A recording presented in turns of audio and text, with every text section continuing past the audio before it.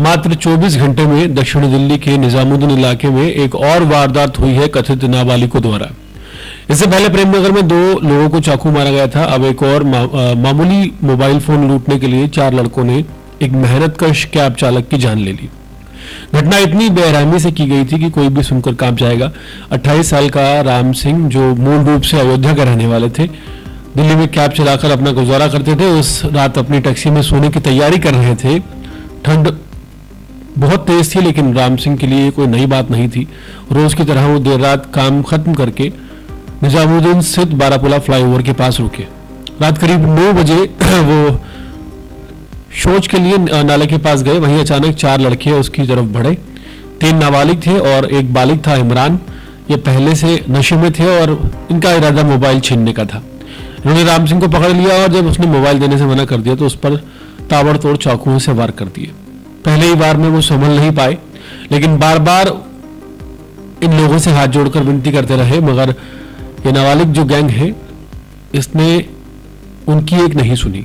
करीब 7-8 बार चाकू गोदा गया और फिर चारों उसका मोबाइल, उसकी जेब में रखे पैसे और वही गाड़ी जिसे वो कैब चालक चल रहा था उसे लेकर फरार हो गए और उसे तड़पता हुआ सड़क पर फेंक कर वहां से निकल गए।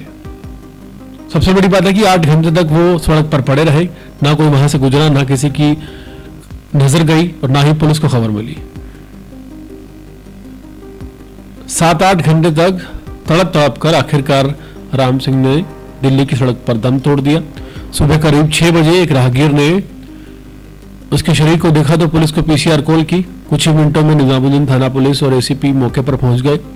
शव मिला तो पुलिस के सामने एक ब्लाइंड मर्डर केस था। कोई चश्मदीद नहीं, कोई सुराग नहीं। मृतक की पहचान टैक्सी नंबर और कागजात से हुई। उसका असली नाम कुलदीप उर्फ राम सिंह था। उम्र तकरीबन 27-28 साल।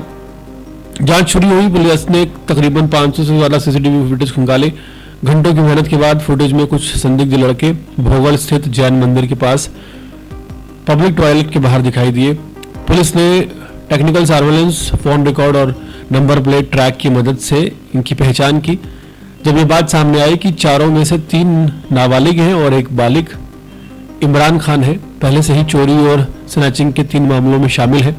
पूछताछ में इन लड़कों ने दिल दहलाने वाला वारदात का जो उद्देश्य था उसे बताया। उन्होंने बताया कि इमरान का जन्मदिन था और ये चारों 3 नाबालिग और एक बालिग इंडिया गेट से घूमकर लौटे थे। नशे में होने की वजह से वो काफी ज्यादा गुस्से में थे। टॉयलेट के पास उनकी कुलदीप से थोड़ी बहस हुई और मामूली सी बहस इतनी बढ़ गई कि इमरान जो है, बाकी लड़के जो इमरान के साथ थे मोबाइल छीनने लगे और जब मोबाइल नहीं छीना गया तो इमरान ने चाकू से इस वारदात को अंजाम दिया। उसके साथ हालांकि 3 लोग और भी शामिल रहे जो कि नाबालिग बताए जा रहे हैं। पुलिस ने चारों को पकड़ लिया और उनके पास से मृतक की कार, खून से सने कपड़े और हत्या में इस्तेमाल चाकू बरामद कर लिया गया है। ये सबूत केस को मजबूत बनाने में काफी ज्यादा अहम साबित हुए हैं।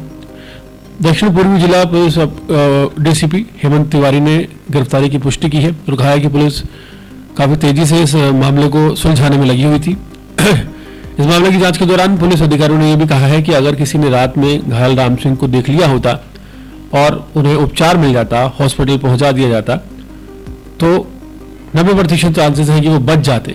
लेकिन चूंकि खून बह गया और 7-8 घंटे तक वो ठंड में ही पड़े रहे, तो ऐसे में उन्हें बचाया नहीं जा सका। एक मेहनतकश कैब ड्राइवर जो अपनी रोजी रोटी कमाने दिल्ली आया था, वो मारा गया और नाबालिग जो गैंग है एक बार फिर से यहाँ पर बड़ा चिंतनीय विषय दिल्ली में बन गए हैं।